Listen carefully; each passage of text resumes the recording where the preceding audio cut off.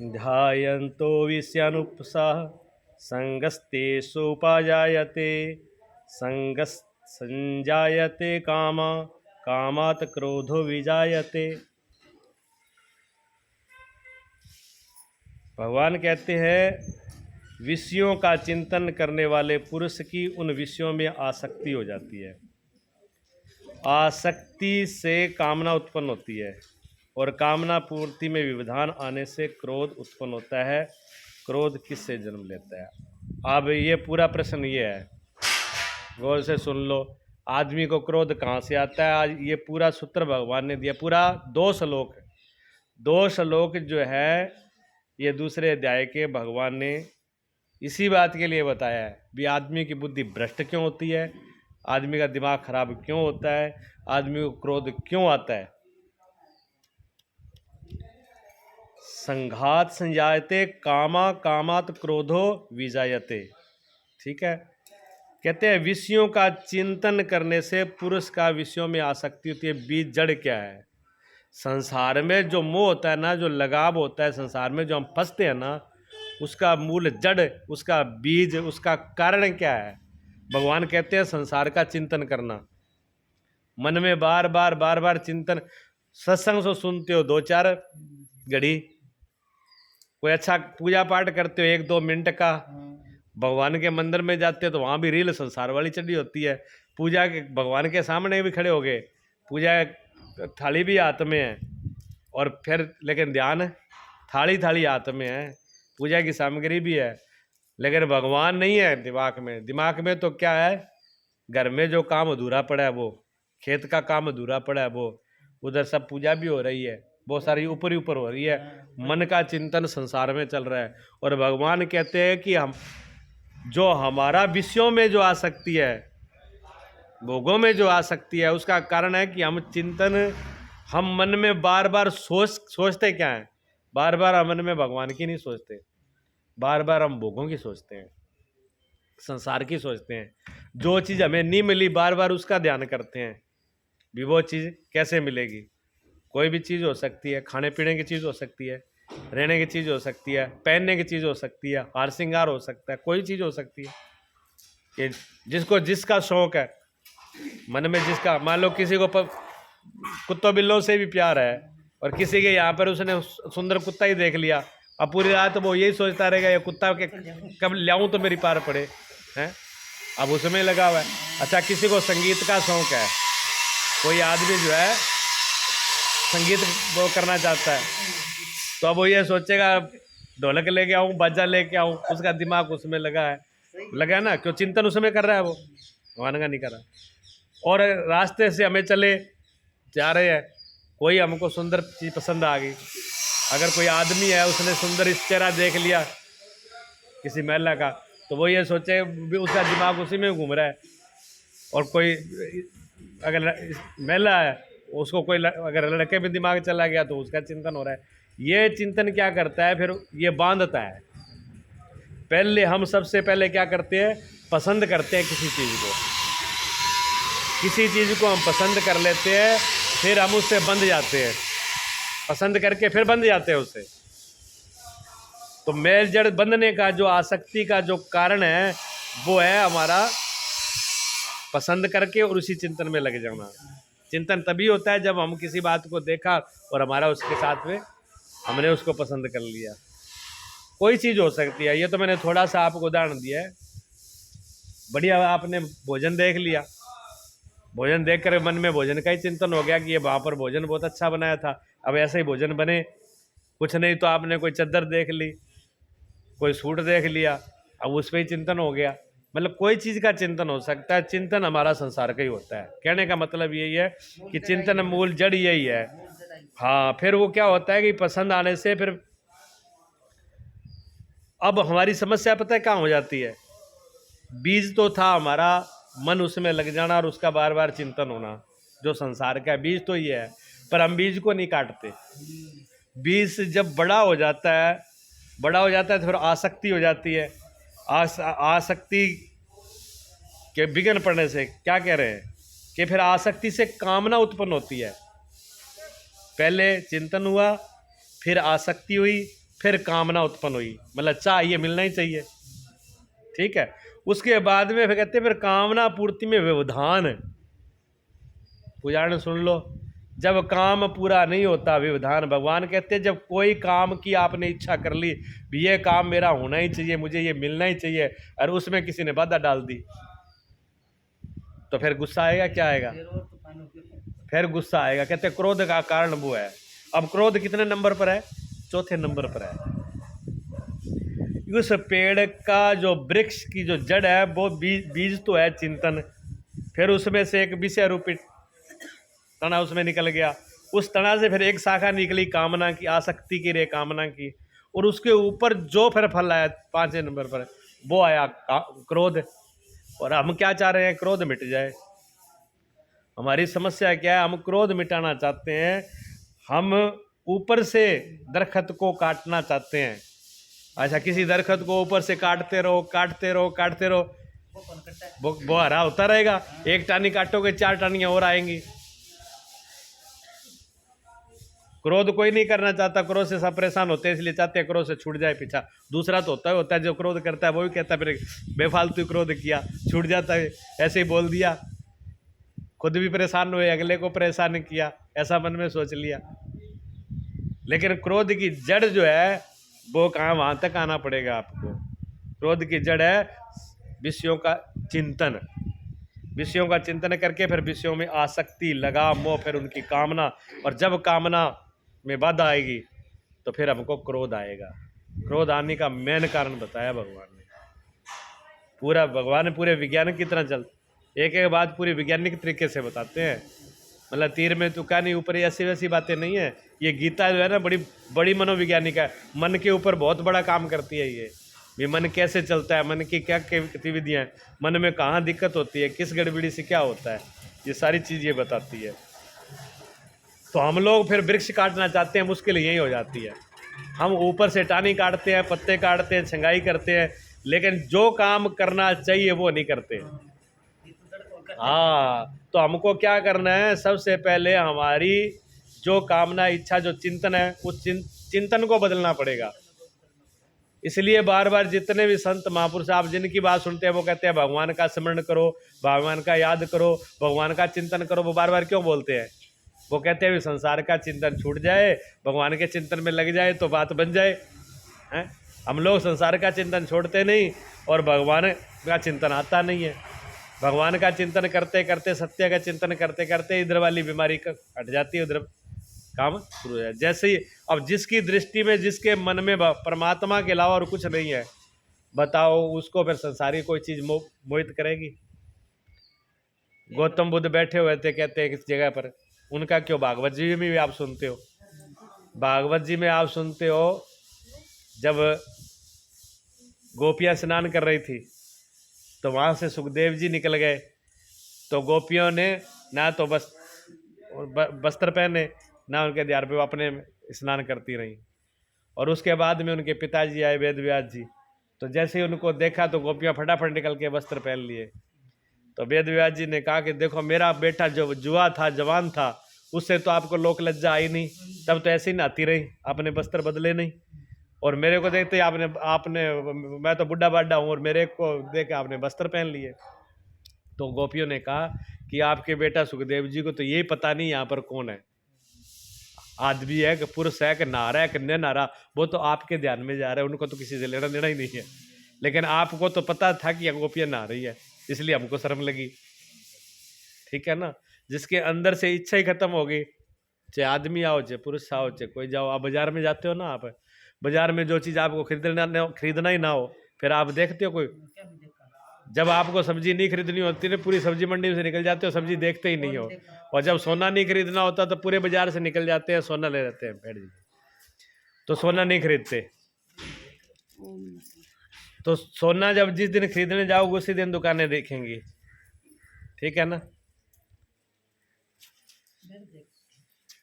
और जो जब बीमार होते हैं, तब बीमार होते हैं ना, मेडिकल वाली दुकान पहले दिखनी शुरू हो जाती है। और जो आदमी बीमार नहीं है, ना तो वो डॉक्टर की दुकान देखे, ना हॉस्पिटल देखे, और ना दवाई देखेगा। क्यों? हमारी चाह नहीं है अंदर से। जिस चीज़ की चाह हमारी होती है पूरे बाजार में। एक दिन वो आए थे छत्तीसगढ़ से, परमहंस आए हुए थे यहाँ पर। आपको याद होगा गुरु जी के टाइम में वो छत्तीसगढ़ जाते हैं, बुजुर्ग से आते थे परमहंस जी। तो उन्होंने जब आए तो गुरुजी ने बाजार जा रहे थे कुछ लोग, काफ़ी दिन, तो गुरुजी कहे जाओ ऐसा है बाजार में घूम आओ इनके साथ, बहुत दिन हो गए बैठे बैठे। अब वो 70 साल की तो उनकी उम्र थी। गए बाजार, चले गए, घूम के आ गए। गुरुजी ने कहा कि बताओ क्या देखा आपने? कहते गुरुजी क्या देखना था, कोई खरीदने की तो इच्छा थी नहीं, इसलिए गए गाड़ी में बैठे रहे। ये बच्चे ही अपना इधर उधर जाके आ गए, हमने ना गए ना कुछ देखा। गुरुजी हंस गए। गुरुजी ने कहते बस ऐसा ही है इस संसार के अंदर, जिसकी चाह खत्म हो गई, इच्छा खत्म हो गई, वो इस दुनिया में आएगा लेकिन किसी को ना देखेगा ना किसी की तरफ ध्यान जाएगा। ऐसे गौतम बुद्ध बैठे हुए थे, वो अपने बैठे हुए तो वहां से कोई चोर निकल गया। पीछे से लोग आए, उन्होंने कहा बाबा आपने चोर को जाते हुए देखा? उन्होंने कहा ना साहूकार देखा ना चोर देखा मैंने कुछ भी नहीं देखा। जो हमारी जब चाह ही नहीं देखने की और चाह ही नहीं है सुनने की, तो कोई कुछ कहता रहे। हम दूसरों की बातें क्यों सुनते हैं? दूसरों की बातें हमारे पे असर क्यों करती है? क्योंकि हमारी चाह है, हम वो सुनना चाहते हैं। इसलिए 1000 कोस बैठा आदमी की गाली सुन जाती है, और पास में बैठे का राम का नाम नहीं सुनता। क्यों? राम के नाम की चाह नहीं है। चाह हमारी किसकी है? संसार की चीज़ों की, भोगों की चीज़ों की, दुनिया की चीज़ रहती है। फलाने ने ये बोल दिया, फलाने ने ये बोल दिया, फलाने ने बोल दिया। तो गुरु ने भी आपको कुछ बोला होगा, गुरु ने भी कोई शिक्षा दी होगी, कोई मंत्र दिया होगा, कभी उसको भी दोहराया, कभी 4 जने में बैठ के उनको भी कहा भी हमको ये करना है। वो बातें नहीं होती। जहाँ 4 जनी इकट्ठी होंगी, 4 आदमी हो चाहे पुरुष हो, कोई भी हो, वहाँ दुनिया की बातें होनी शुरू हो जाती है। व्यापार दुनिया का शुरू हो जाता है, और जो व्यापार दुनिया का शुरू होता है उसी का हम बोलते हैं, उसी को कहते हैं, उसी का मनन करते हैं। फिर हमारी जड़ें मजबूत हो जाती है, ये छूटेगा नहीं। भगवान कहते हैं फिर हमारी कामना इच्छाएं और ज़्यादा हो जाती है, चाह और हो जाती है, फिर इच्छा होती है, फिर जिस चीज़ की इच्छा होगी फिर हमारा भोग है। पहले इच्छा हुई कि बढ़िया मिठाई खानी है, ये इच्छा हुई, फिर बाद में मिठाई खाएंगे और क्या होगा? क्योंकि जब तक इच्छा पूरी नहीं होगी, जब तक वो मिलेगी नहीं।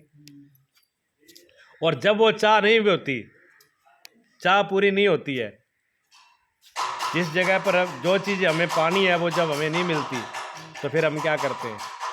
फिर हमें गुस्सा आता है।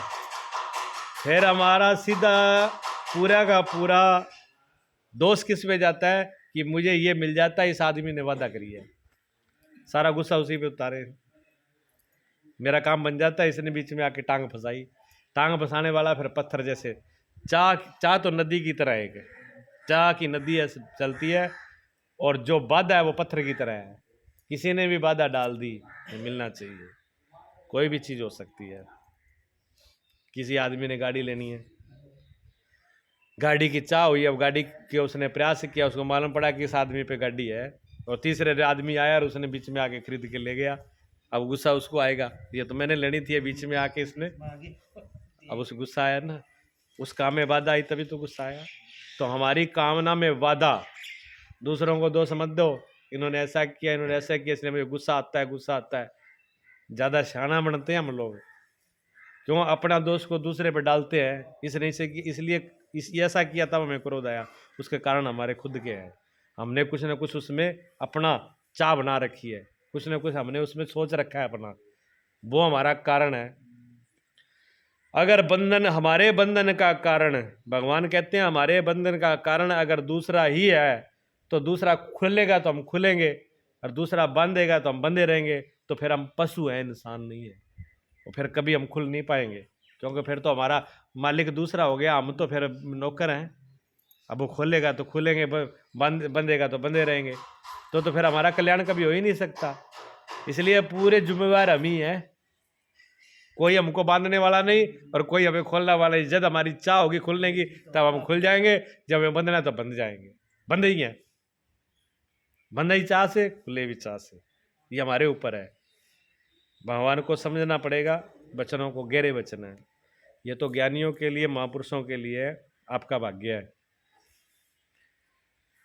ठीक है ना। कोई आदमी सब्जी मंडी में सब्जी खरीदने जाए और कोई उसको सोना हीरा जवाहरात पकड़ा दे, ये उसकी किस्मत ही है। हाँ, जाए कोयला खरीदने के लिए और वो क्या कोयले का क्या करेगा, हीरे ही ले जा। हैं? तो ये किस्मत है, भाग्य है, भगवान की, गुरु महाराज की कृपा है कि ज्ञान, जीवन की सच्चाई सुनने को मिल रही है।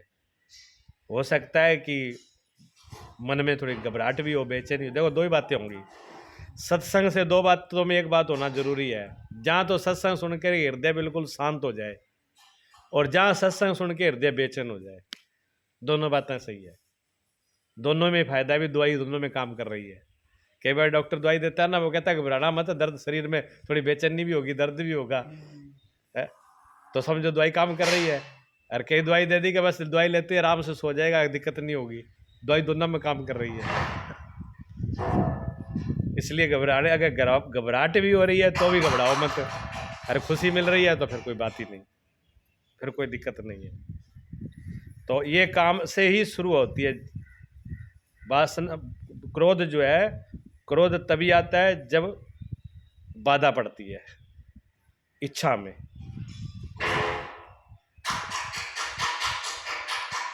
एक कारण दूसरा भी है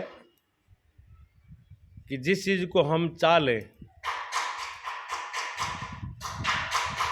कि हमें ये चीज खानी है और वो ना मिले,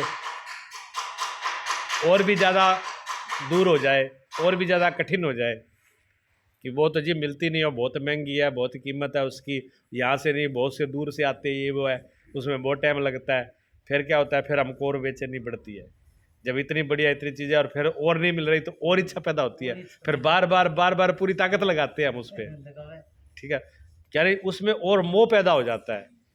अच्छा, जब चीज़ नहीं मिलती तब तो मोह बढ़ता चला जाता है, आसक्ति राग और बढ़ता चला जाता है। और जब वो चीज़ मिल जाए तब मिलने के बाद में छुट्टी।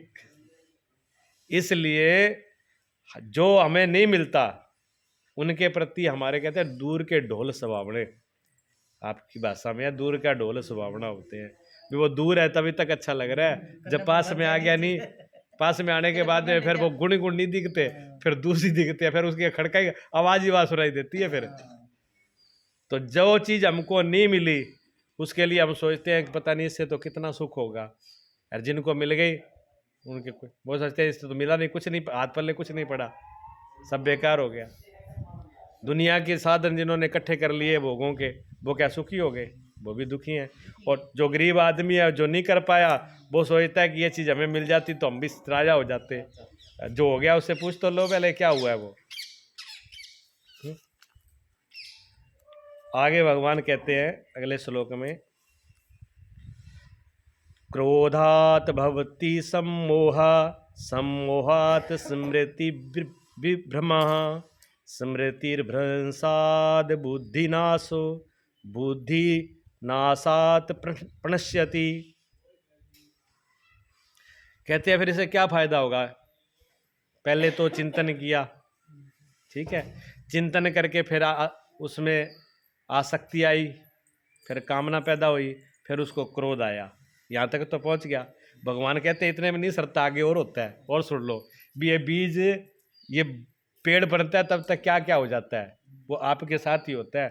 ये बातें सारी देखो, ये बातें हमारे जीवन की हैं, ये कोई राजा महाराजाओं की कहानी किससे नहीं है, ये हमारे साथ जो होता है, ये भगवान बता रहे हैं भी हमारे साथ क्या होता है और क्यों होता है, उसका कारण क्या हो, जिससे हम दुखी हैं, जो बीमारी हमें लगी हुई है। अब काम क्रोध की हमें बीमारी लगी हुई है, अब उसको तो काटना चाहते हैं लेकिन जड़ तक हम नहीं जाते। भगवान कहते हैं कि क्रोध, कामना में बाधा आने से क्रोध उत्पन्न होता है, क्रोध से विशेष मूढ़ता और अविवेक पैदा होता है, उत्पन्न होता है। क्रोध से क्या होगा, जब क्रोध आएगा तो भगवान कहते हैं मूढ़ता अर्थात अविवेक, क्रोध आदमी को, दिमाग को खत्म कर देता है। विवेक जो है, समझ जो है, समझदारी है, क्रोध आने के बाद में फिर समझ नहीं रहती।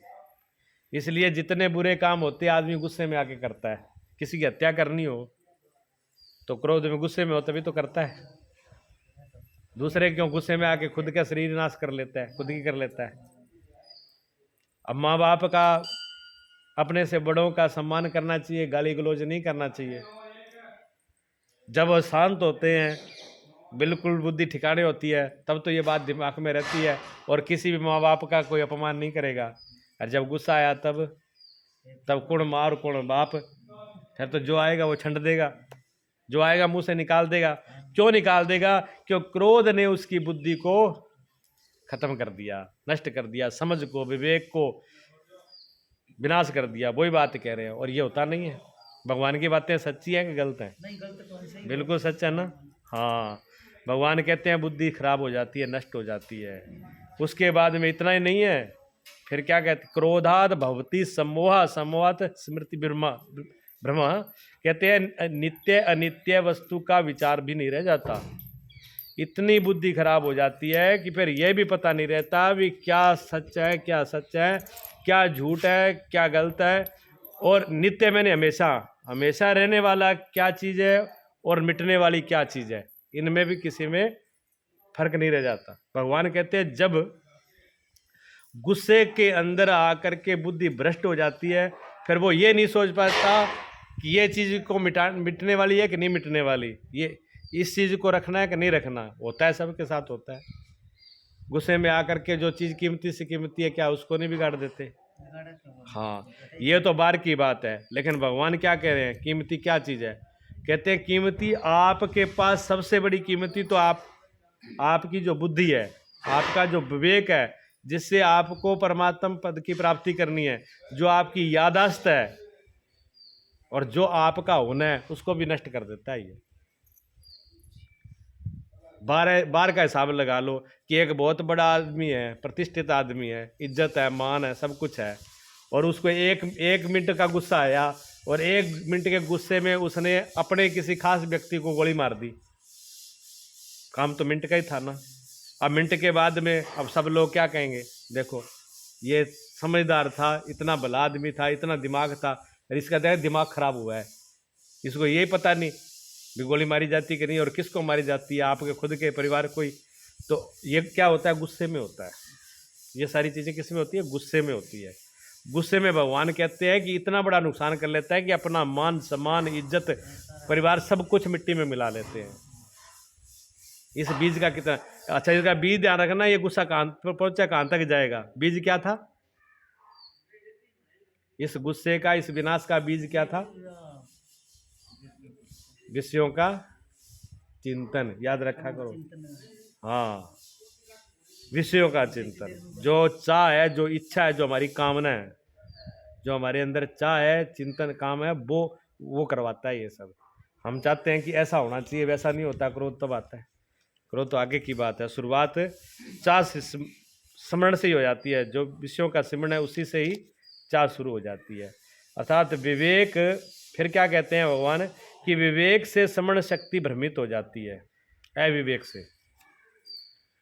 क्रोध से बुद्धि का नाश, यानी अविवेकता आ जाती है, मूर्खता आ जाती है, जड़ता आ जाती है। उसके बाद में फिर हमारी स्मरण शक्ति, याददाश्त, हमारी याददाश्त खत्म हो जाती है। याददाश्त जो कम हो रही है, जो बार बार भूलने का, वो भी, उसमें भी क्रोध ही कारण है, विषयों का चिंतन ही कारण है। हाँ, विषयों का चिंतन, बार बार क्रोध करने से याददाश्त कम, और ऐसी याददाश्त कम हो जाती है, औरों को छोड़ो, अपने आदमी अपने आप को ही भूल जाता है।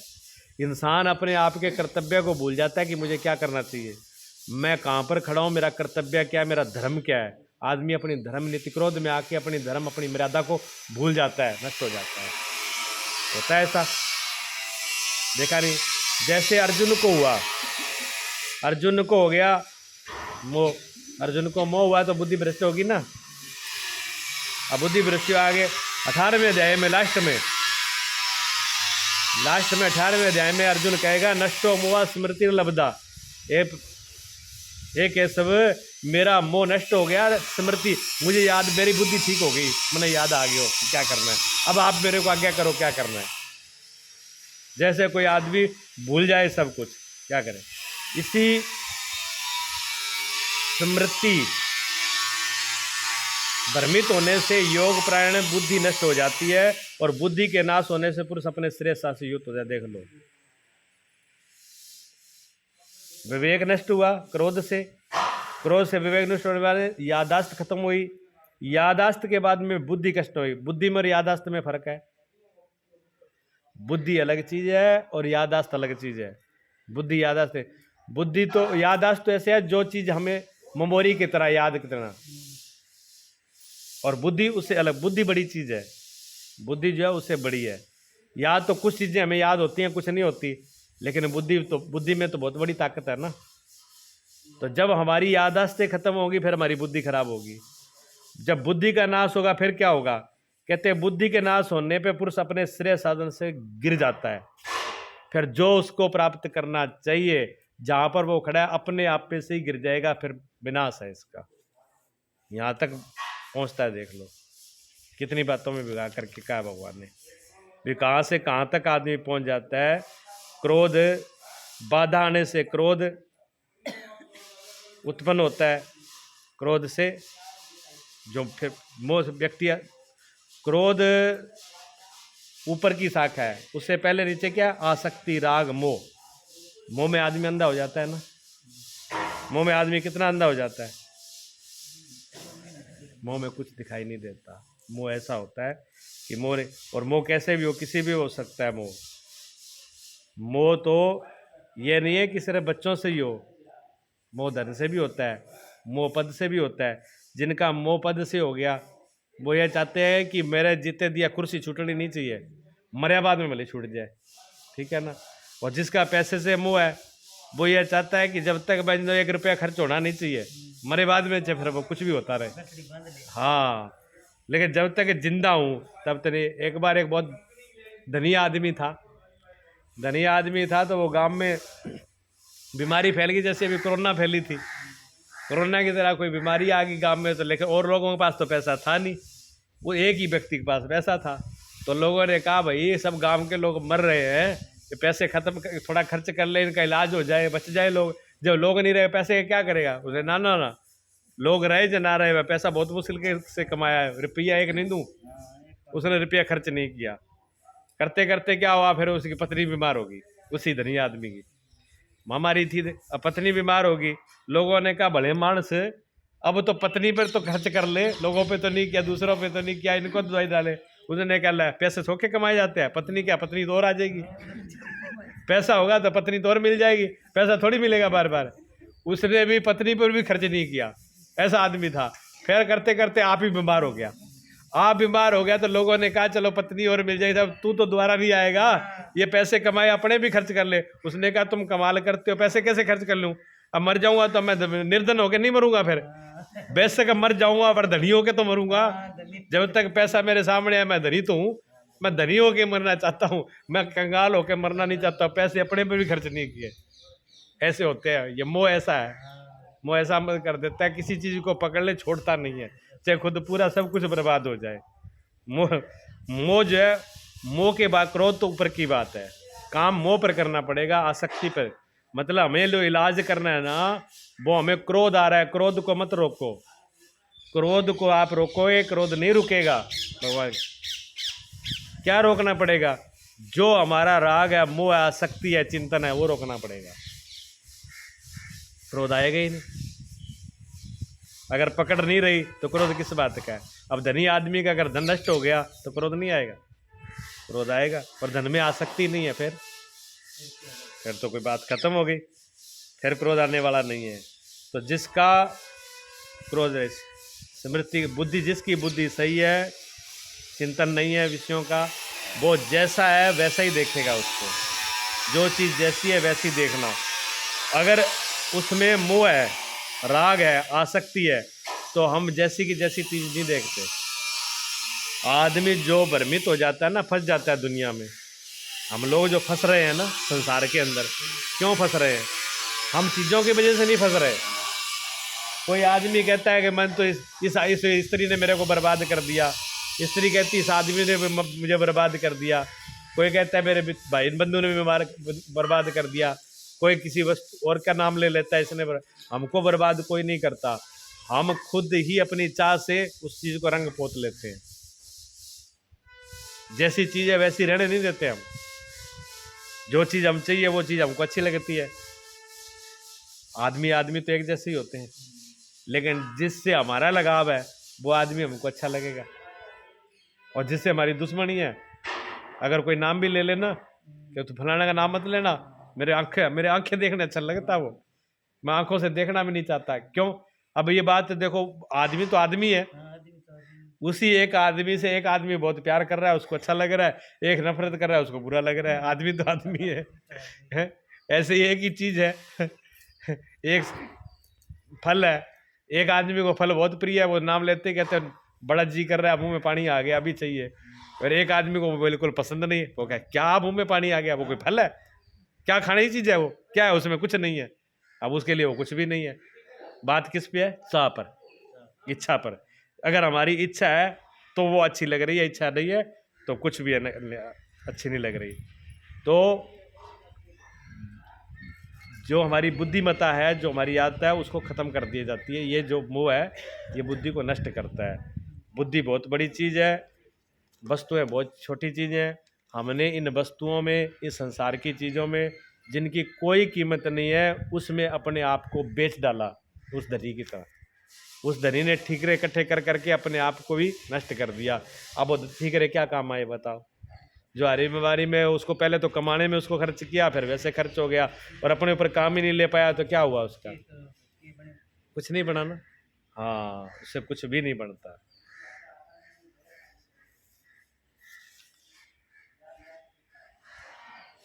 आगे भगवान कहते हैं, अगला श्लोक है, राग द्वेष वियुक्तस्तु विषयान्द्रियैश्चरन् आत्मवशैर्विधेयात्मः प्रसादमगच्छति।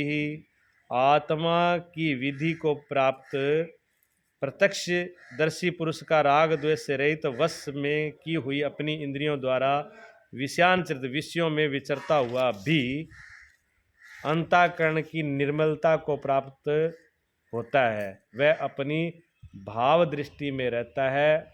महापुरुष के लिए विधि निषेध नहीं रह जाते। भगवान आगे कहते हैं, जो जिसका विषयों में आसक्ति नहीं है, पहले तो बता दिया भी, जो विषयों में आसक्ति है, विषयों का चिंतन है, वो यहाँ तक जाता है, पूरे अपने आप को सबको बर्बाद हो जाता है।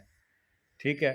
फिर कहने लगे भगवान की जिसकी विषयों में चिंतन नहीं है, जो संसार की मोह माया में नहीं फंसा हुआ है, वो उसकी बुद्धि जो अपने आप में भाव में है, उसका चित्त किसी में आकर्षित नहीं होता। किसी भी चीज को देख करके, किसी भी वस्तु को देख करके उसका मन लोभायमान नहीं होता है। बिल्कुल अपने आप में ही जो संतुष्ट है, अपने आप में, पुर में, पुर अपने आप में ही संतुष्ट है। पुर किसको कहते हैं? पुर में क्या होता है जी? पुर कहते हैं जहाँ किसी नगर का, गांव, जैसे अपना गांव है, गांव से जो बड़े होते हैं कहते वहाँ उसने वहाँ पर एक पुर बसा दिया, नगर बसा दिया। तो ये पुरुष, इसको पुरुष का, वो महापुरुष, पुरुष, पुरुष ये पुर है, और पुर के अंदर जो रहने वाला है वो पुरुष है। मतलब पुरुष नाम यहाँ पर आदमी का, मनुष्य का नहीं है। पुरुष शब्द जो गीता में भगवान कह रहे हैं, वो पुरुष का मतलब ये नहीं है किसी आदमी के लिए बोल रहे हैं, वो आपके और हमारे लिए बराबरी है। ये शरीर हमारा एक पुर है, और इस शरीर का जो मालिक है वो पुरुष है। आपका शरीर, आपके शरीर के आप मालिक हो गए नहीं? इस शरीर में ही तो बैठे हो आप।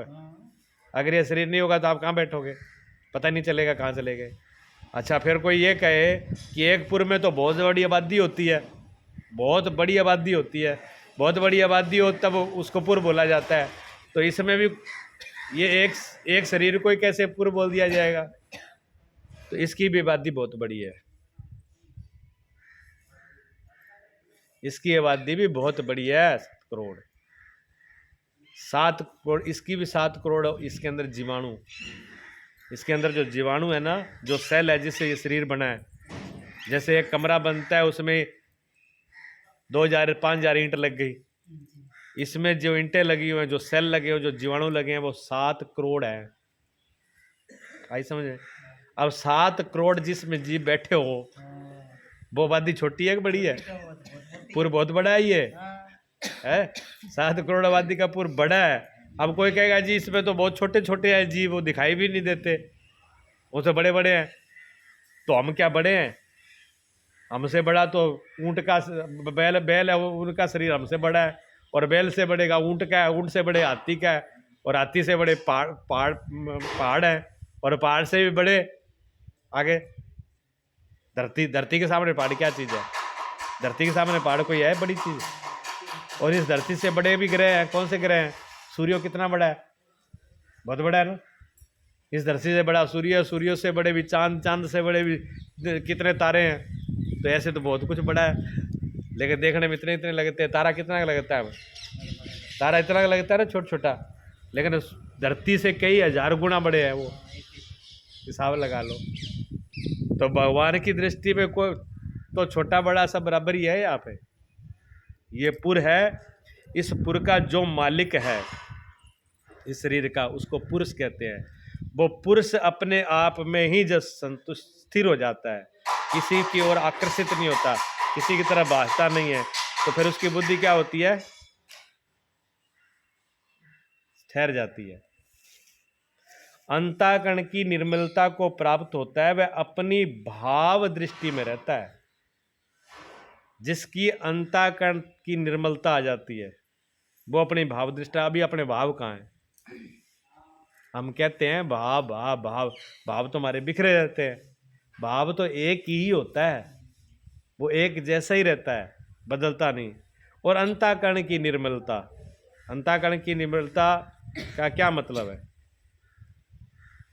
अंतःकरण तो अपने आप में शुद्ध ही है, अंतःकरण कभी अशुद्ध नहीं होता। अंतःकरण जो है ना, अंतःकरण हमारे अंदर जो अंततम इंद्रिय जो उपकरण है, एक तो ये बाहर की हमारी है, हम आपको थोड़ा ऊपर से समझाना पड़ेगा, ये समझ में आएगा नहीं। कर्ण कहते हैं यंत्र को। आँख ये कर्ण है, कान भी एक कर्ण है, इनके द्वारा हमको ज्ञान होता है। लेकिन ये बाहर है, लेकिन हमारे अंदर भी तो है कुछ जो अंदर से ज्ञान करते हैं। हमारे अंदर मन है, हमारे अंदर चित्त है, हमारे अंदर बुद्धि है, वो हमारे अंदर का ज्ञान करते हैं कि नहीं करते? करते हैं ना। अच्छा, बुद्धि किसी की खराब नहीं होती, मन किसी का खराब नहीं होता, चित्त किसी का खराब नहीं होता। क्यों? वो भगवान के बहुत नज़दीक है अंदर, वो वहाँ पर शुद्धि रहता है। जैसे शीशा है, आप शीशे के ऊपर मिट्टी आ जाए तो आप कहोगे जी देखो शीशा मेला हो गया। आप ये बताओ भी शीशा मेला हुआ है? अगर शीशा मेला हो जाता तो मिट्टी जो झाड़ने के बाद में वो फिर सही कैसे रह जाता? तो शीशा खराब नहीं हुआ। कहने का एक तरीका, एक ढंग है भी, ये शीशा जो है मेला हो गया, इसको साफ कर लो। शीशा मेला नहीं है, शीशे के ऊपर धूल आ गई है, वो धूल पास से हट जाए, शीशा तो वैसे के वैसे ही है। इसी प्रकार हमारा जो मन है, हमारी बुद्धि है, हमारा जो अंतःकरण है, वो मेला नहीं होता है, पर हमने तो संसार की मैल धूल मिट्टी उसके ऊपर डाल रखी है ना। हाँ, हमने ऊपर से मिट्टी ले के कचरा कूड़ा कबाड़ सब बाहर भूर के कर देते हैं ढेरी उसके ऊपर। आ जाओ भर लो, ये खाली जगह है ऊपर। हाँ, तो वो भरा है ना ऊपर, वो ऊपर जो भरा हुआ है उसको हटा दो, आप तो साफ ही हो। जैसे बल्ब जलता है तो बल्ब के पास में जो प्रकाश होता है वो बिल्कुल शुद्ध होता है, लेकिन वो प्रकाश जब फैल जाता है पूरे दूर तक तो उसमें आपको दिखे क्या दिखेगा? धूल, कण, मिट्टी, सारी चीज़ें दिखाई देंगी। जैसे मालूम पड़ेगा जैसे प्रकाश मलमेटा सा हो गया, लगता है ना भी मलमेटा हो गया, धूल की वजह से, मिट्टी की वजह से। मिट्टी ज़्यादा आ रही है तो वो प्रकाश भी कम हो जाता है। लेकिन प्रकाश क्या, प्रकाश में मिट्टी आ सकती है? प्रकाश में मिट्टी आ नहीं सकती। इसी प्रकार जो हमारी अंतःकरण है, हमारा मन बुद्धि चित्त है ना, वो हमारे आत्मा के बहुत करीब है, बिल्कुल आत्मा के पास में है। आत्मा बहुत ज़्यादा शुद्ध है,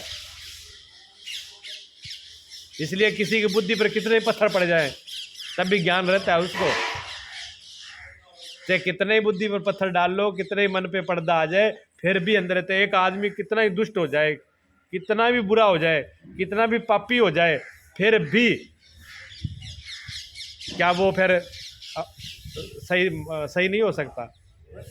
बुरा आदमी सही नहीं हो सकता, दुष्ट आदमी अच्छा नहीं हो सकता। वह ना, देख लो इतिहास में बड़े बड़े जो डाकू थे वो बाद में ऋषि मुनि बन गए, महात्मा बन गए। अगर वो शुद्ध न होते तो कैसे बन जाते? फिर तो शुद्ध ही रहना था यार, क्योंकि जो ऊपर का दोष था वो उठा दिया, बात खत्म हो गई। तभी तो आपकी भाषा में आप कहते हो आदमी का कोई बुरा नहीं है, आदमी का दोष बुरा है। अगर आदमी का दोष निकल जाए तो आदमी तो अच्छा ही, आदमी का क्या बुरा, ठीक है ना। इसी प्रकार हमारा जो अंतःकरण है वो तो शुद्ध ही है, लेकिन हमने उसको विक्षेप कर दिया। विक्षेप मैंने चंचलता कर दी। चंचलता क्यों कर दी? उसमें राग, द्वेष, मोह, माया, मेरा, तेरा, ये सारे भर लिए कचरे अपने। तो कचरा तो हमने ऊपर से डाल रखा है, ऊपर से हट जा, ऊपर वाले को ऊपर ही हटा दो, बात खत्म। और भाई किसी के कपड़े अगर मैले हो जाएं, कोई धूल मिट्टी लग गई, रास्ते चलते किसी कीचड़ पड़ गया तो कपड़े उतार दिए, दूसरे बदल लिए, बात खत्म हो गई। आदमी का क्या बिगड़ा? धूल धूपीर साफ। हाँ, ये है जो चीज दोष मिट गया तो फिर आदमी पवित्र। जो अंताकरण, भगवान कह रहे अंताकरण, तो अंताकरण की निर्मलता को प्राप्त, जब वो धूल हट जाती है, अंताकरण की निर्मलता आ जाती है, तो कहते हैं भाव दृष्टि में रहता है। हाँ, फिर वो उस टाइम में भाव दृष्टि तब होती है, जब तक ये कचरा है तब तक कैसे भाव?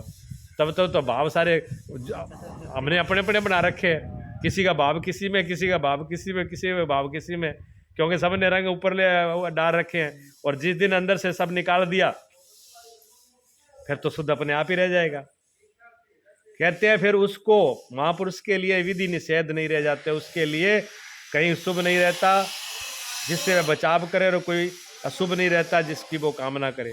कहता है जो ऐसा, जो जिसका हृदय निर्मल हो गया, ऐसा पवित्र हो गया, ऐसे महापुरुष को ना तो कुछ करना सहज है, न ना करना सहज है। ना तो उसको ये होता है कि मुझे कुछ पाना है, ना तो पाने जो के कुछ रहता, ना ये होता है कि मुझे कुछ छोड़ना है, छोड़ने जो है ना छोड़ने को रहता कुछ, ना पाने को कुछ रहता। वो तो हो गया ऐसे ही। प्रसादे सर्व दुखानां हानिरस्योपजायते प्रसन्न चेतसो हेसु बुद्धि प्रेहव्यतिष्ठते। भगवान के पूर्ण कृपा प्रसाद भगवता से संयुक्त होने पर उसके संपूर्ण दुखों का अभाव हो जाता है, संसार का अभाव हो जाता है, और प्रसन्नचित्त वाले पुरुष की बुद्धि शीघ्र ही अच्छी प्रकार से स्थिर हो जाती है। किंतु जो योग युक्त नहीं है उनकी दशा कि जो ऐसा है जिसका हृदय निर्मल है, जो जिसका कचरा हट चुका है, उसकी बुद्धि स्थिर हो जाती है, और परमात्मा की प्रसाद कृपा से, ये नहीं है कि वो अपनी ताकत से उसको प्राप्त कर लेता है, कृपा उसी की होती है। जब कोई चीज़ अपने आप से न सुधरे, अपनी ताकत काम न करे, तो हम फिर किसी का सहारा लेते हैं। तो सहारा भी किसका लेना चाहिए? जो सर्वसमर्थ है। अच्छा, भीख मांगने जाओ, अपने पास तो कुछ है नहीं, दूसरे से भीख मांगे। भीख किसके घर पे जाए? जो भिखारी हो। भिखारी घर भीख मांगने जाओ तो फिर तो झोली भर जाएगी ना, आई समझ में? भिखारी के घर पे अगर भीख मांगने जाओगे तो फिर तो झोली आपकी भर जाएगी। किसके यहाँ पर जाना पड़ेगा?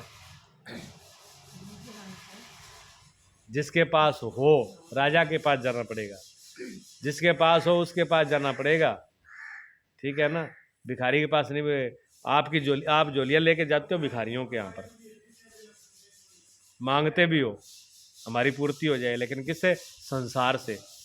पत्नी सारी जिंदगी पतना से मांगती है, और पत्नो पत्नी मांग तो रहे, बाप बेटा को नु, बेटो बाप को नु। कैसे पूर्ति होगी? पूर्ति होगी परमात्मा के घर पे, परमात्मा के घर पे पूर्ति होगी। हाँ, और परमात्मा की कृपा कब होगी? जब परमात्मा की शरण लेंगे।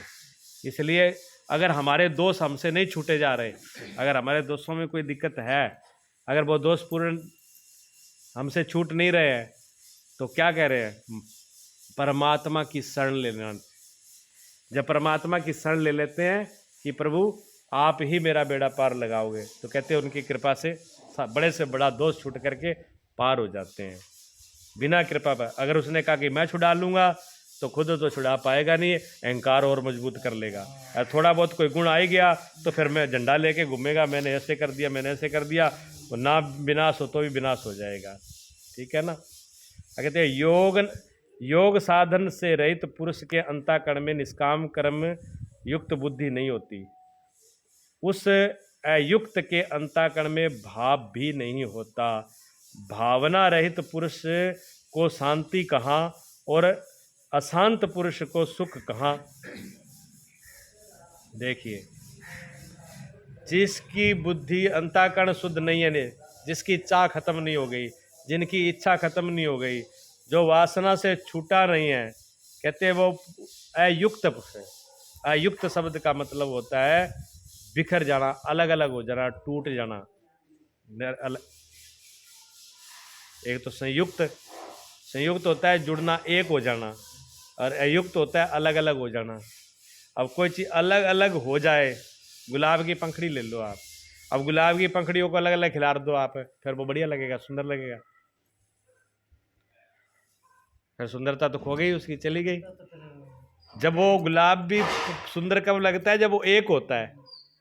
तो जब जो व्यक्ति अलग अलग बिखर चुका है उसको शांति कहाँ है? उसकी तो शांति अपने से जो टूट गया, जो अपने से ही चला गया, जो खुद ही संयुक्त नहीं है। अच्छा, अब ये बात सोचो, कोई आदमी अपने से टूट सकता है? दूसरी प्रश्न तब आता है। दूसरी बात ये है कि उन्होंने कहा जो अपने से ही टूट गया, अलग हो गया, जो अपने आप से ही अलग हो गया, उसको शांति कहाँ है? तो हम ये पूछते हैं, क्या कोई अपने आप से अलग हो सकता है क्या? बताओ। हम कहें कि आप अपने से अलग हो जाओगे आप? नहीं हो सकते ना, नहीं हो सकते वो। लेकिन भगवान तो कह रहे हैं कि जो अपने आप से अलग हो गया वो, उसको शांति नहीं मिलेगी। ठीक है। और आप कह रहे हो कि अपने आप से अलग नहीं हो सकते, जायज बात है। ठीक है। उसका निराकार भी नहीं, उसका नहीं समझो, उसको साकार निराकार की बात नहीं है। हम अपने आप से अलग नहीं हो सकते। निराकार मैंने शरीर से नहीं बोला, मैं उसी से बोल रहा हूँ जैसे आप कह रहे हैं। भगवान भी उसी की बात कर रहे हैं। भगवान आपके शरीर की बात नहीं कर रहे, भगवान आपकी खुद की यानी आत्मा की बात कर रहे हैं। भी आपने आत्म रूप, अपने आत्म के स्वरूप को आप कैसे अलग करोगे अपने से? नहीं हो सकता ना। शरीर से शरीर को अलग भी नहीं कर सकते। ठीक है, ये बिल्कुल सही है, नहीं कर सकते। लेकिन फिर भी हो जाता है। कैसे हो जाता है? जो हो जाता है वो हमारी भूल से हो जाता है। और भूल क्या है? भूल ये ऐसे होती है जैसे अब मैं तो आप यहाँ घर पे सो रहे हो, सोए तो अपने घर पे, नींद आ गई और सपना देखा आपने हरिद्वार का कि मैं हरिद्वार में हूँ और गंगा जी में हूँ, और गंगा जी में अब मैं स्नान कर रही हूँ, और स्नान करने लगी तो नदी में डूब गई, गंगा जी में डूब गई। अब गंगा जी में जैसे डूबे, सांस औखे होकर लगा और चिल्लाई जोर से। घर वाले लोग कहेंगे क्या हो गया, क्या हो गया, क्यों रो रही है? क्या मैं डूब गई, डूब गई, डूब गई। लोग कहेंगे तो पागल है, डूब गई, माचे पड़े पड़े कहाँ डूब गई, यहाँ पानी कहाँ से आया? तब बाद में कहा रहे सपना आ रहा था, डूब तो गई, दुखी भी हुई ना। बस ऐसे ही हम अपने आप से अलग होते हैं, ऐसे ही होते हैं। अपने आप से दूर हम हो नहीं सकते, लेकिन जैसे सपने में होते हैं ऐसे हमको भ्रम पैदा हो गया, हमको अज्ञान हो गया, हम भूल गए अपने आप को कि हम कभी अलग हो ही नहीं सकते। हम ना परमात्मा से अलग हो सकते, ना अपने आप से अलग हो सकते। जैसे अपने आप से अलग नहीं हो सकते, ऐसे परमात्मा से भी अलग नहीं हो सकते। लेकिन फिर भी रात दिन रट लगा रखी है, परमात्मा मिले, परमात्मा मिले, परमात्मा को ढूंढना है, परमात्मा को खोजना है। परमात्मा बिल्कुल ऐसी है जैसे भूल, ऐसी भूली है। कहते हैं लड़के को तो मोढे पे रख रखा है और गांव में ढंडोरा पिटा रहा है, मैं छोरो गठा है, छोरो गठा है। छोरो है गठा है, छोरो तो सिर पर रख रखे है? हाँ, इसको भूल कहते हैं। तो ये बात भूल से होती है। आई समझ में? अब अपने आप से अलग होना भूल होना, और कुछ नहीं है। एक फकीर थे, महात्मा थे, उनके पास में एक आदमी चला गया। उसने कहा कि महाराज क्या करूं, क्या करूं, मैं अपनी आप की इच्छा, मेरा मन शांत नहीं है, मैं बेचैन हूँ और मैं टिक के बैठना चाहता हूँ, बैठ ही नहीं पाता हूँ। फकीर ने कहा ये डंडा दिखता है, बकवास बंद कर। तुम वो बात पूछ रहा है जो होने की नहीं है, हैं? अब तू तो ये कह रहा है कि मैं मुट्ठी को खोलना चाहता हूँ, खुलती नहीं है, बंदी रहती है, बंदी रहती है। अरे तू इसको छोड़ दे, ढीला खुली तो अपने आप ही है। तू भागना बंद कर दे, अपने आप ही रुक जाएगा। भाग तो तू खुद रहा है और मेरे से पूछने आ रहा है कि मैं शांति से बैठना चाहता हूँ, रुक ही नहीं पा रहा हूँ। ये डंडा दिखता है ना। बस हमको भी ऐसा ही चाहिए, जैसे भगवान अर्जुन को समझा रहे हैं ना। भगवान को देखो, भगवान अर्जुन पे बहुत सख्त होकर के बोलते हैं, कहीं कहीं प्यार से बोलते हैं, कहीं पूरी सख्ताई से बोलते हैं। अभी आपने योग वशिष्ठ नहीं सुना?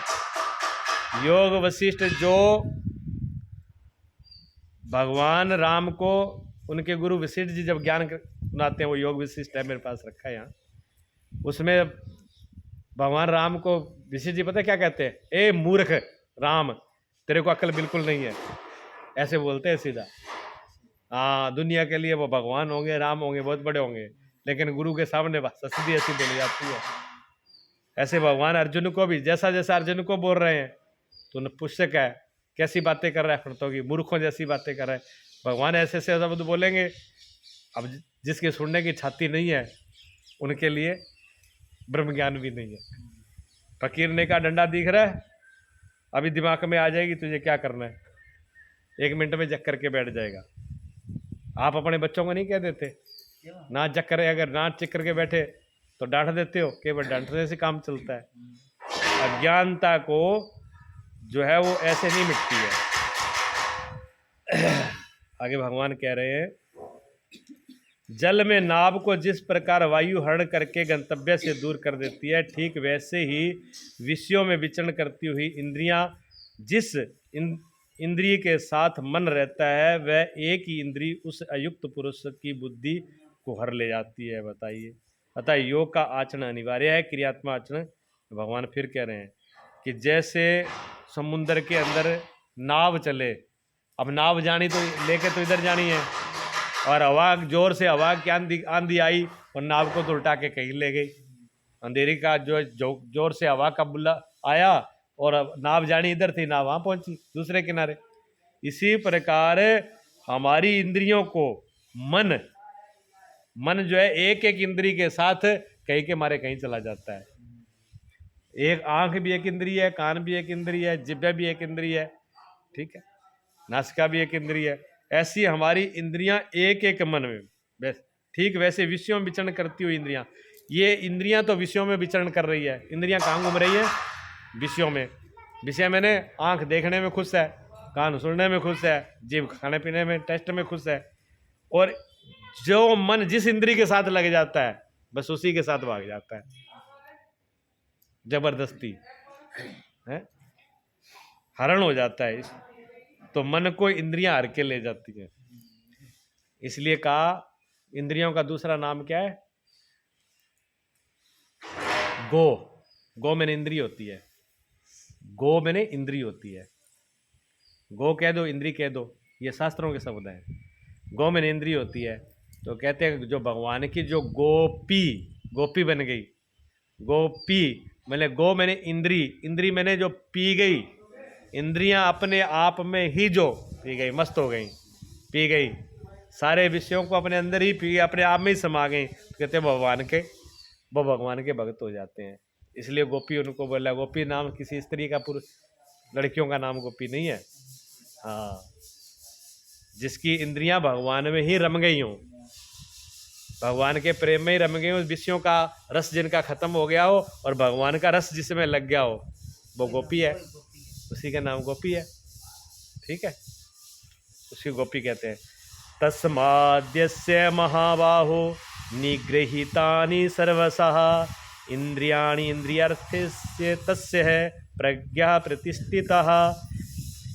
इससे है महाबाहो, जिस पुरुष की इंद्रियां इंद्रियों के विषयों से सर्वथा वश में की हुई होती हैं, उसकी बुद्धि स्थिर होती है।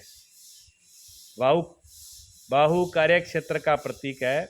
भगवान कहते हैं बहुत बुझा वाला।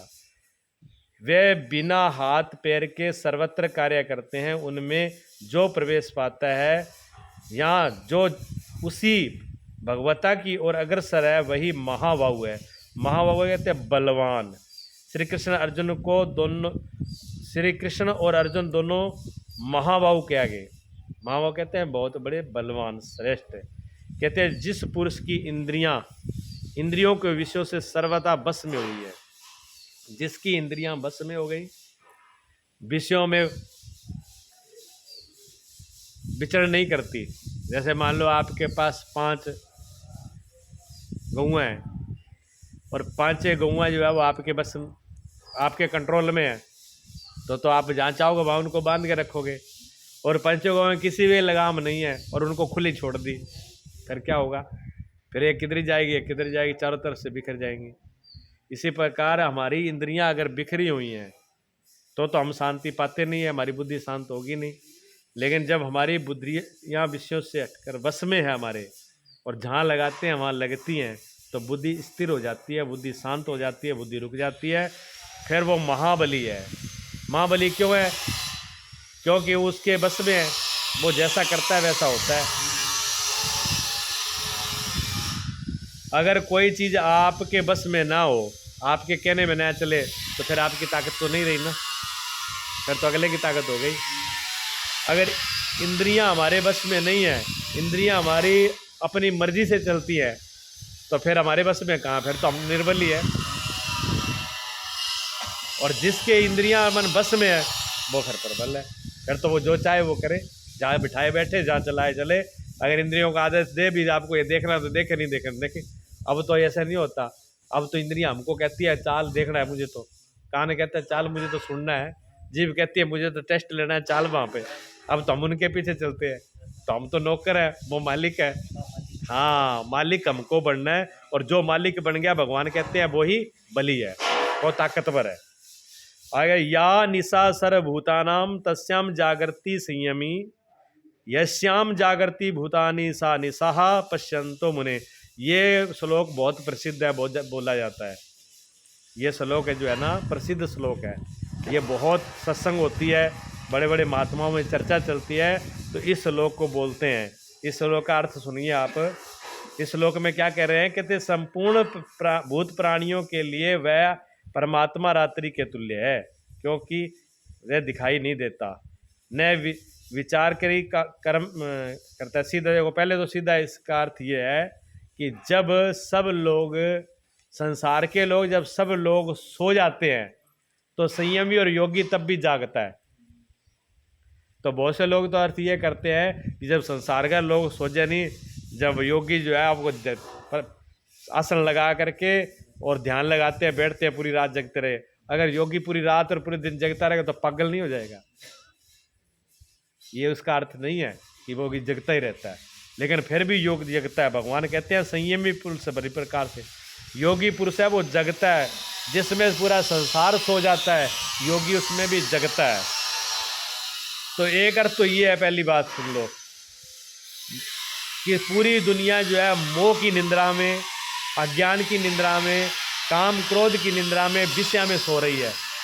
लेकिन संयमी और योगी जो है वो जागता है, वो काम क्रोध लोग के बस में नहीं होता, वो सोता नहीं है उनमें। अर्थ आ गया कि समझ में? अच्छा, दूसरा अर्थ ये है कि सोने में फर्क है। हम लोग तो जागते भी सोते हैं, लेकिन योगी पुरुष तो सोते में भी जागता है। लेकिन ये थोड़ा सा और गहरा है। आपने देखा होगा कि आप कितने भी सो जाओ गहरे, माँ जो है वो कितनी भी गहरी सो जाए, और रात को गहरी सो रही है माँ, और बादल भी गरज रहे हैं, बिजली भी चमक रही है, आवाज़ भी हो रही है, खड़के भी हो रही है, लेकिन माँ को जाग नहीं आती। लेकिन माँ का जो बच्चा है ना, जब दूध पीने वाला गोद में, और वो थोड़ी सी कुनमुन कर जाए तो माँ जाग जाती कि नहीं जाग जाती? तो ये बताओ, अगर माँ इतनी गहरी नींद में, वास्तव में अगर माँ इतनी गहरी सो रही थी, अगर हकीकत में ही माँ इतनी गहरी सो रही थी, तो बच्चे की कुनकुनाहट थोड़ी सी बहुत सुनाई देगी और बादलों की गड़गड़ाहट सुनाई नहीं दी। देखिए आप, इसका मतलब अंदर से माँ जाग रही थी। अंदर से माँ जो है वो जाग रही थी, इतनी गहर, बेशक वो ऊपर से सो रही थी लेकिन अंदर से जागृति थी।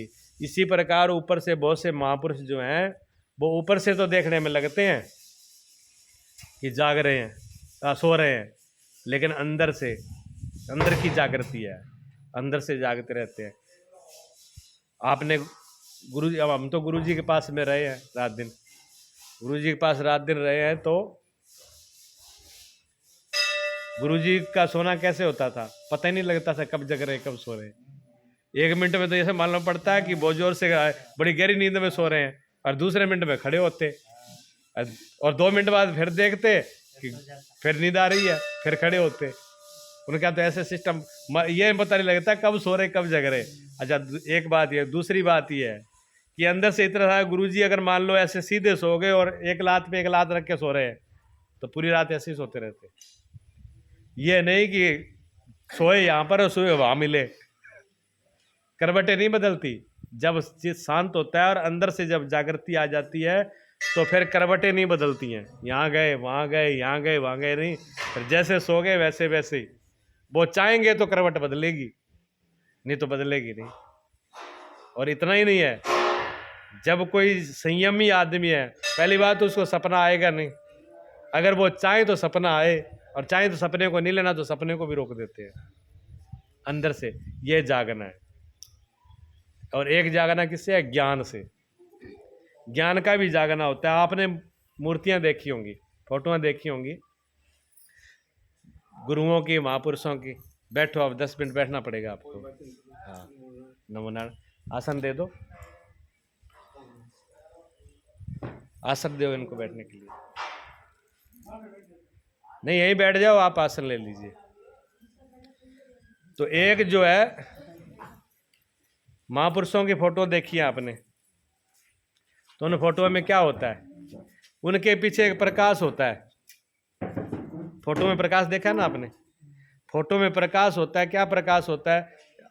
जैसे सूर्य चांद बना देते हैं पीछे, तो हम ये लोग सोचते हैं कि उनके पीछे, महापुरुषों के पीछे, भगवान के पीछे जो है वो सूरज लगा हुआ है, जब प्रकाश लगा है, जब उनके अंदर से प्रकाश निकल रहा है। प्रकाश का मैंने आपको पहले भी एक अर्थ बताया था, आपको याद होगा। प्रकाश मैंने होता है ज्ञान। तो जो ज्ञानी पुरुष होता है ना, जो महापुरुष होते हैं, उनके शरीर से भी जो उनका वातावरण, जो ये बड़ी सूक्ष्म बात है, जो उनका चारों तरफ का घेरा होता है वो शांति का, आनंद और ज्ञान का होता है। आपको ऐसे समझ नहीं आएगा जैसे कभी कभी ऐसा होता है कि कोई आदमी ऐसा आ जाए आपके पास, जिसके पास, हालांकि वो आपसे कुछ मांग नहीं रहा है, आपको कुछ कह भी नहीं रहा है, फिर भी आपके पास आगे खड़ा हो जाए तो आपको बेचैनी होने लगेगी कि आदमी क्यों आ गया, इससे तो घबराहट हो रही है, बेचैनी हो रही है। ऐसा क्यों हो जाता है? क्योंकि उस व्यक्ति के अंदर कुछ ना कुछ, उसके अंदर की जो प्रकृति है, जो आभा मंडल उसका ऐसा ही है। अच्छा, एक आदमी ऐसा होता है जो, जिसके पास आप बैठते हो, बैठते ही आपको मन को शांति मिलने लगती है। ज़्यादातर ये महापुरुषों पास, मतलब गुरुओं के पास जाते हैं तो कहते हैं गुरुजी आपके पास बैठ के बड़ी शांति मिलती है। थोड़े मंदिर में बैठ जाते थे, कहते हैं मंदिर में बैठ के थोड़ी देर शांति मिलती है। ये क्यों होता है? क्योंकि वहाँ का जो वातावरण है ना, जो वहाँ की जो हवा है ना, वो उस प्रकार से, जाने उनका ज्ञान, उनकी भक्ति, उनकी जो शांति, उनका आनंद उनके चारों तरफ से है, घेर रखा है। वो एक घेरा बन जाता है उनका। उस घेरे के अंदर जो भी आता है वो उसको भी असर करता है। जैसे बगीचा हो, अब किसी बगीचे के पास, अब सुंदर बगीचा है, हरियाली भी है, झरने भी लगे हुए हैं और उसमें फूल भी है, तो जैसे जैसे हम झरने के पास में जाएंगे ना, वैसे वैसे उसकी ठंडी हवा, सुगंधी हमको आनी शुरू हो जाएगी। और जब बगीचे के अंदर चले जाएंगे तो उसकी सुगंधी हवा मिलेगी ना, मिलेगी, उसकी आभा में चले गए। इसी प्रकार हर व्यक्ति का, जितने भी इंसान हैं, उनकी सबका एक आभा मंडल होता है। दुष्ट आदमी का दुष्ट बुरा आभा मंडल होता है, अच्छे आदमी का अच्छा आभा मंडल होता है। तभी कहते हैं कि अच्छे लोगों का, सज्जन लोगों का, महापुरुषों का, अपने से श्रेष्ठ लोगों का संग करना चाहिए, ताकि उनकी वजह से हमारे अंदर भी अच्छे अच्छे गुण आ जाएं, हम भी अच्छाई की तरफ चले जाएं। अगर बुरे के साथ करेंगे तो बिना कुछ चाहते हुए बुरे की तरफ चले जाएंगे, ये उसका अर्थ है। तो उस आभा मंडल के अंदर रहना, ये भी एक, ये जागृति है, इसको भी जागना कहते हैं। अच्छा, दूसरी एक बात और देखी होगी, भगवान कहते हैं जब सारी दुनिया सो जाती है, या निशा सर्वभूतानाम तस्याम जागृति संयमी, जब पूरी सारी दुनिया सो जाती है, संसार के सब लोग सो जाते हैं, तब भी योगी जागता है। आपने देखा होगा कभी, ज़्यादातर सड़क पर अकेला आदमी जा रहा है। अब अकेला आदमी तो जा रहा है, वो बात करते हुए जा रहा है, हाथ भी चलाएगा, ये भी चलाएगा, हंसेगा भी, ये करेगा, जा अकेला ही रहा, ऐसे मालूम पड़ रहा है कि ऐसे बहुत बातें कर रहा है वो। देखा ना आपने? इसका मतलब क्या है? वो आदमी होश में नहीं है, वो नींद में जा रहा है, क्योंकि वो अपने से बातें करते जा रहा है, उसको पता ही नहीं कहाँ क्या हो रहा है, बाहर क्या है, रास्ते में क्या है, वो अपने बातें मन ही मन में निरी बातें करता हुआ जा रहा है। अच्छा, कई बार भोजन पा लेते हैं हम, फटाफट पानी पी लिया, भोजन भी खा ही लिया, और पता चला ही नहीं, टेस्ट का ही पता नहीं चला भी खाया क्या था, कैसा था। बाद में पूछ ले कि आपने खाया, टेस्ट कर, क्या ध्यान ही नहीं दिया, मैंने तो खा लिया था। मतलब हम बेहोशी में ही खा गए। ये नींद है, ये नींद है। और सही बात तो ये है कि जब तक हम गहरे ध्यान में नहीं जाएंगे, जब तक हम अपने अंदर आत्मा की जागृति को नहीं जान पाएंगे, तब तक इस श्लोक का अर्थ समझ में आएगा ही नहीं। ये योगी बन करके योगी समझ पाएगा इसका अर्थ भी। सब दुनिया जब सो जाती है तो योगी कैसे जागता है। सही बात तो ये है भी, बाहर से सब कुछ छोड़ने के बाद भी अंदर हम जागते रहते हैं। हम सपनों को भी देखते हैं, गहरी नींद को भी देखते हैं, जागने वाला अंदर बैठा हुआ है, लेकिन फिर भी हम बेहोशी में हैं। लेकिन योगी ऐसा नहीं होता, योगी जागता है। ठीक है, जागना नाम ज्ञान का, मतलब ज्ञान अंदर से ज्ञान बना रहे, अंदर से होश बना रहे। और शुरुआत कहाँ होगी? नींद से तो होगी नहीं। तो हमको पहले क्या करना पड़ेगा? जागने में ही जागना पड़ेगा, फिर नींद में जाग जाएंगे। और जो नींद में जागेगा वो मौत में भी जाग जाएगा। मौत फिर उसके पास में नहीं आती। मौत तो बहुत दूर होती है। क्या अभी आत्मा की मौत हुई है? हम कभी मरे ही नहीं, लेकिन हम तो जागे नहीं, आत्मा तक पहुंचते ही नहीं है। आत्मा तक योगी पहुंचता है। इसलिए योगी बनने का एक ही उपाय है कि अंदर से जागृति रहे। हाँ, अंदर जाना है। इसलिए ध्यान करो, ध्यान करो, ध्यान करो। थोड़ा थोड़ा अपने में लगाओ, सारे बारी बार मत फेंको। सारा ध्यान बारी बार मत लगाओ दुनिया में, अपने में ही लगा लो थोड़ा। हमने शरीरों में लगाया, बाहर लगाया, वस्तुओं में लगाया, अपने आप को भूल ही गए। बाजार में तो गए, सारी बातें याद रही और खुद की याद ही नहीं रही। तो बाजार में अपने आप को खो दिया, क्या मिला फिर दुनिया में हमें कुछ भी मिलने वाला नहीं है। तो कहते हैं उस रात्रि में परमात्मा में संयमी पुरुष प्रकाश से देखता है, चलता है, जागता है, क्योंकि वहाँ उसकी पकड़ है। योगी इंद्रियों के संयम द्वारा उसमें प्रवेश पा जाता है। जिसकी इंद्रियां वश में हो गई, मन वश में हो गया, वो नींद के अंदर भी चला जाएगा। विहाय कामान्या सर्वान् पुमांश्च चरति निष्प्रियः निर्ममो निरहंकारा सह शांतिम गच्छति। जो पुरुष संपूर्ण कामनाओं को त्याग कर निर्मम मैं और मेरे भाव तथा अहंकार और प्रिया से रहित हुआ बरतता है, वह उस परम शांति को प्राप्त कर लेता है। बाद में कुछ भी शेष पाने को नहीं रहता। भगवान कहते हैं जिसने सारी कामनाओं को त्याग कर दिया और निर्मम और निरहंकार हो गया, जिसकी ना तो ममता रही, मेरा ये मेरा और ना ये रहा मैं और मेरा दोनों जुड़े हुए हैं। मैं जाएगी तो मेरा भी चला जाएगा, और मेरा चला गया तो मैं भी चली गई। दोनों में एक बच गई तो दोनों बचेंगी। और जिसकी दोनों विदा हो गई, भगवान कहते हैं वो परम शांति को पा लेता है। फिर ना कुछ पाना ना कुछ खोना उसका रहता, सब कुछ पा लेता है वो। ऐसा होने के बाद फिर क्या होगा?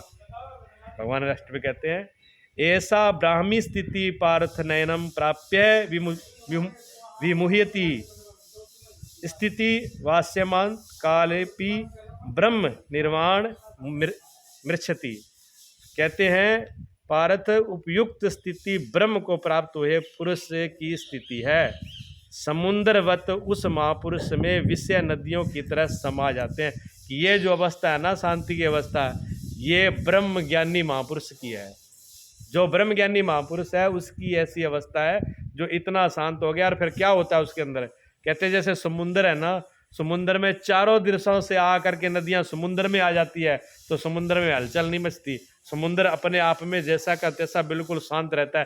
चाहे कितनी भी नदियां उसके अंदर आ जाए, 1 इंच पानी समुद्र में बढ़ता नहीं है, इतनी मानता है। इसी प्रकार जो अंदर से शांत हुआ पुरुष, महापुरुष की योगी है जो, वो फिर बाहरी संसार की तरफ से कितने ही कुछ आते रहे, उसको फर्क नहीं पड़ता। विचलित नहीं होता है, अशांत नहीं होता है, घबराहट नहीं होती, बेचैनी नहीं होती। वह पूर्ण संयमी और साक्षात परमात्मदर्शी केवल अहम ब्रह्मस्मि पढ़ लेने मात्र से या रट लगाने से नहीं मिलता। कहती ऐसी स्थिति ऐसे नहीं आएगी आपने कह लिया मैं आत्मा हूँ, मैं परमात्मा हूँ, अहम ब्रह्मस्मि होंगे, ऐसे अपने आप को बोल दिया, ऐसे से नहीं आएगी। ये स्थिति के लिए जो सदगुरु ने बताया है रास्ता, उसमें आपको ठहरना पड़ेगा ना पड़ेगा। अगर एकदम नहीं ठहरे तो बार बार अभ्यास करके विषयों के हट जाने पर, विषयों से वृत्ति हट जाने से, संसार की तरफ से वृत्ति हट जाने से वो स्थिति अपने आप बन जाएगी। जब वो बनेगी अंदर से, तो जैसे अंधेरा और उसमें बल्ब जगा दो, तो फिर ये थोड़ी कहना पड़ेगा देखो अंधेरा मिट गया अब आप देख लो। बल्ब जलते अंधेरा मिट जाता है, प्रकाश दिख जाता है। क्यों? अंधेरा नाम की कोई चीज़ नहीं होती, अंधेरा कोई वस्तु नहीं है। अंधेरे का होने का मतलब होता है प्रकाश का न होना, प्रकाश की अनुपस्थिति को अंधेरा बोलते हैं, प्रकाश की गैर हाजिरी को अंधेरा बोलते हैं। जब प्रकाश आ गया तो वहाँ कुछ नहीं आ गया। अंधेरा में अंधेरा की खुद की सत्ता होती है, अंधेरा अपने आप में कुछ होता तो फिर उसको करने के लिए कुछ ना कुछ करना पड़ता। तो ये अंधेरा है, अंधेरा मिटेगा ज्ञान से, और ज्ञान है प्रकाश। और ज्ञान का प्रकाश ये कहते हैं कि जो बार से हमने कूड़ा कबाड़ इकट्ठा कर रखा है वो फालतू है, उसको एक तरफ हटा दो, और जब शांति आएगी तो ये परिपूर्णता अपने आप हो जाएगी। ठीक है, ये अध्याय यहाँ पर पूर्ण होता है। कहते हैं ओम तद श्रीमद् भगवत गीता उपनिषदु ब्रह्म विद्यायाम योग शास्त्रे श्री कृष्ण अर्जुन संवादे सांख्य योग नाम द्वितीय अध्याय समापन है। ये सांख्य योग है, दूसरा भगवान ने सांख्य योग